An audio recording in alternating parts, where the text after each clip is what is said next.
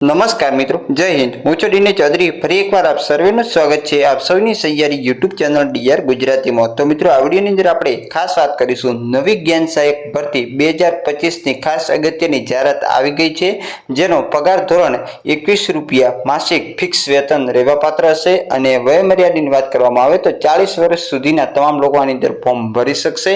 જગ્યાઓની વાત કરવામાં આવે તો હજી સુધી કોઈ પણ પ્રકારની જાહેર કરવામાં નથી આવતી। ફોર્મ ભરાશે એના પછી જે તે જગ્યા પણ જાહેરાત કરવામાં આવશે। સાથે સાથે ઓનલાઈન ફોર્મ ભરવાના પણ જે પ્રક્રિયા છે એ મિત્રો એની તારીખો છે, અગત્યની તારીખો પણ આવી ગઈ છે અને એની સંપૂર્ણ પ્રક્રિયા ઓનલાઈન થશે।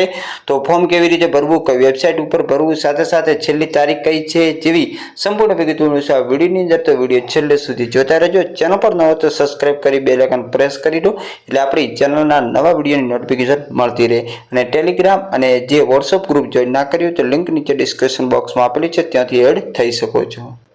તો મિત્રો, જાહેરાત જે છે તે દિવ્ય ભાસ્કર અમદાવાદની અંદર 14/6/2025ના રોજ આવેલ છે। કમિશનર શ્રી આદિજાતિ વિકાસ કચેરી, કમિશનર આદિજાતિ વિકાસ કચેરી તથા સામાજિક અને ન્યાય અધિકારિતા વિભાગના હસ્તકની જે નિયામક શ્રી અનુસૂચિત જાતિ કલ્યાણ અને નિયામક શ્રી વિકસિત જાતિ કલ્યાણ કચેરી હસ્તકની ગુજરાત રાજ્યની અનુદાનિત નિવાસી પ્રાથમિક શાળાઓની અંદર જે આશ્રમ શાળા છે એની અંદર જ્ઞાન સહાયક યોજના પ્રાથમિક માટે શાળા કક્ષા 11 માસના કરાર આધારિત જ્ઞાન સહાયક પ્રાથમિક જે નિવાસીની જગ્યાઓ કરાર આધારિત ઓનલાઈન અરજી આમંત્રિત કરવા અંગેની જાહેરાત છે, જેની જગ્યાનું નામ છે અનુદાનિત નિવાસી પ્રાથમિક શાળા એટલે કે આશ્રમ શાળા। માસિક ફિક્સ વેતન 21,000, ઉંમર વય મર્યાદા 40 વર્ષની છે। તો જે પણ આ વિભાગ હસ્તકની જે શાળાઓ છે એની અંદર 11 માસના કરાર આધારિત જ્ઞાન સહાયકની ભરતીની જે પસંદગીની યાદી તૈયાર કરવા માટે તમારી પાસેથી ઓનલાઈન અરજીઓ મંગાવવામાં આવે છે અને વય મર્યાદા ઓનલાઈન અરજી કરવાની છેલ્લી તારીખ સુધીની 40 વર્ષ સુધી હોવી જોઈએ। ઓનલાઈન અરજી કરવા માટેની જે વેબસાઇટ છે આશ્રમ જ્ઞાન સહાયક SS ગુજરાત ORGની નવી વેબસાઇટ બનાવવામાં આવી છે। અત્યારે મિત્રો વેબસાઇટ ઓપન થતી નથી, જ્યારે પણ ઓપન થશે એટલે ચોક્કસ તમને અપડેટ આપશું વોટ્સઅપમાં।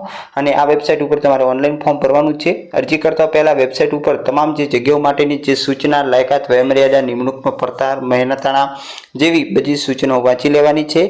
સાથે સાથે ઓફલાઈન આ અરજી સ્વીકારવામાં નહીં આવે, માત્ર ઓનલાઈન ગણાશે। અને પ્રમાણપત્રની ખરાઈ માટે જ્યારે તમને રૂબરૂ બોલાવવામાં આવે ત્યારે ઓનલાઈન જે અરજીની પ્રિન્ટ એની સાથે પ્રમાણપત્રની એક ઝેરોક્ષ, પાસપોર્ટ સાઇઝનો ફોટો અને ચકાસણી માટે અસલ પ્રમાણપત્ર સાથે હાજર રહેવાનું છે।